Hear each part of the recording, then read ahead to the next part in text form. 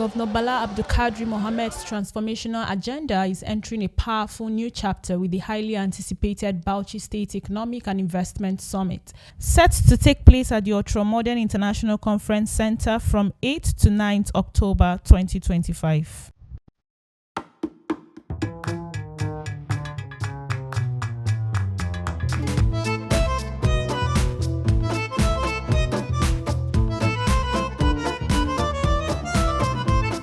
This landmark event is more than a summit. It's the heartbeat of the visionary My Bauchi project, first unveiled on May 29, 2019, and now accelerating into full gear. In the lead up to the summit, Gavinta and Associate Limited media consultants to the Bauchi state government and publishers of True Vision platforms are taking viewers behind the scene. Under the banner Bauchi Invest 2025, we are unlocking exclusive insights from key stakeholders driving this transformation. In this first episode, meet architect Reuben Okoya, chairman, CEO of Architectronics, the firm behind the design, construction and furnishing of the ICC. The governor of Bauchi State, Bala Mohammed, is the mastermind behind the project. He called us in with other potential builders and said, I want to build a new government house with a proper banquet hall and proper convention center. And so tasked all of us to go out and get designs. We came back with our designs and they picked ours. Executive Council picked ours. The Executive Council picked ours, and so we started designing and working with him and presenting different ideas. If you know him, you know he didn't just come to Bauchi and become governor in one day. His experiences, his past participation in national affairs makes him primed to be governor of Bauchi State. I mean, he was a senator, he was a minister, and worked in the civil service. Very exposed gentleman. You'll be shocked at his ideas that he brings into the picture. You'll be shocked at corrections he makes and ideas he has. So his presence actually helped the project. He's a hands-on manager of people and resources. He's somebody who takes monitoring and evaluation very seriously. Believe it or not, as I'm here, there are people here sending him pictures, sending him reports. His commissioner comes here almost every day. And they don't just tell him what's going on, they're sending pictures. And he calls at night, change this, make this better, improve this. Of course, his deputy governor is also working in the SSG. They come here every day. So it's a team project, teamwork, led by His Excellency the Governor, directing and ensuring that things are done well. If this thing fails, nobody will hold me. It's him they would hold. That's the truth.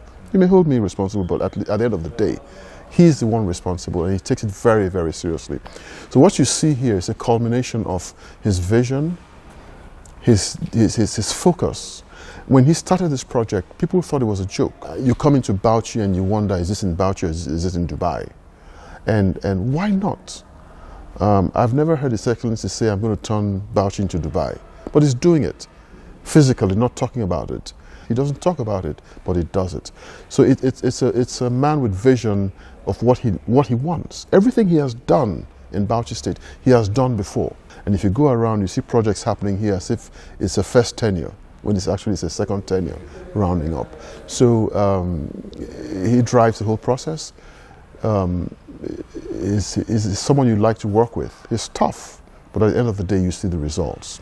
The ICC itself stands as a bold testament to this vision, a world-class facility designed to position Bauchi as a premier destination for global dialogue, innovation and investment.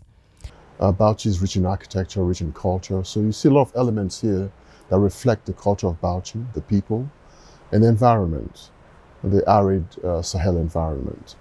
And so, and also we wanted to create a structure, a facility that would rival any in the world, be it London, be it Cape Town, be it New York, be it Tokyo, be it Seoul, Korea, anywhere. So I think this structure itself, when you look around, could be anywhere in the world, and I would actually fit in. So we're giving Bauchi an identity, an opportunity to say, here we are. We have good architecture, we have good people, and we deserve to be recognized based on our environment. I must commend the government and the governor for having the foresight and the temerity to tackle a project like this and complete it. It's not easy, very difficult. The funding came quite regularly.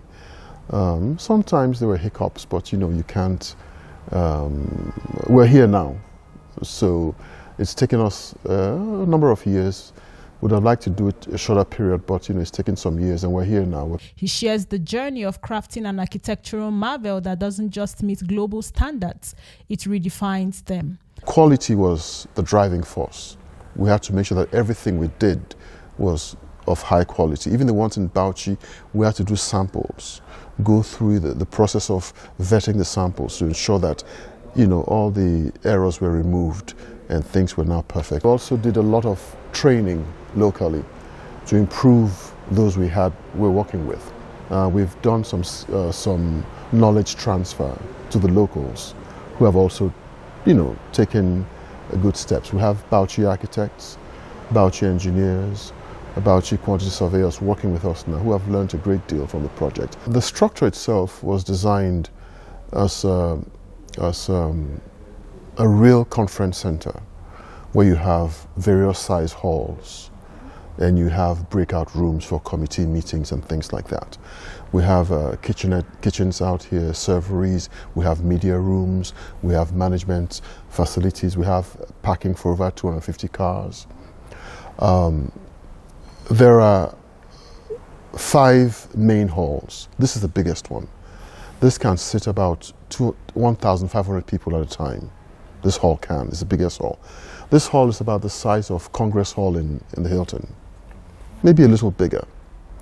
And then there are other smaller halls that can sit 700, 500, 300, and 200 at upstairs.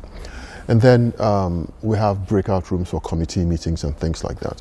What you see here is a facility that can actually host international conferences, can actually host events for different activities at the same time.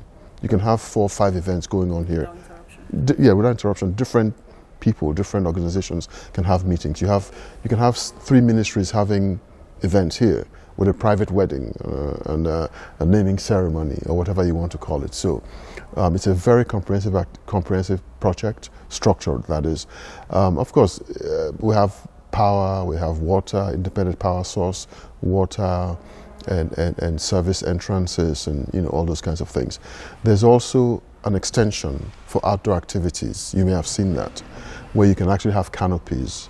You can have outdoor activities, weddings, picnics, political events and things like that. Quite comprehensive, I must say. From concept to completion, this masterpiece places Bauchi State squarely on the map of conferencing excellence across Nigeria and sub-Saharan Africa. Well, yeah, Bauchi is open for business, and as you can see, the city is changing. I wish you could see Bauchi. I wish you could have seen Bauchi 8 years ago, what it looks like now. It's open for business, and Bauchi now is an oil-producing state. There's no reason why Bauchi cannot demand that the next Nigeria Oil and Gas Convention be held here in Bauchi. You can't demand for that because you're oil producing and you do have the facilities. So Bauchi is open for business. There are flights here. The very safe environment. You hardly even see policemen on the streets. You drive around at night. We walk at night sometimes, and there's no problem with it. So Bauchi is open for business, and I'm hoping that those who come for the convention, for the summit, would actually see, without being told or forced, to see that really Bauchi is open for business. I mean, you come into the airport, you drive 15 minutes from the airport to here. There are hotels, there are facilities, there are activities that people can engage in. And it's just the beginning. This is just the beginning of great things for Bauchi State. Bauchi Invest 2025 isn't just a summit. It's a movement. It's a declaration. It's Bauchi's moment to shine. It is the opportunity that investors cannot afford to miss. Ebere Anebo for True Vision Online Television, the platform that democratizes the media space.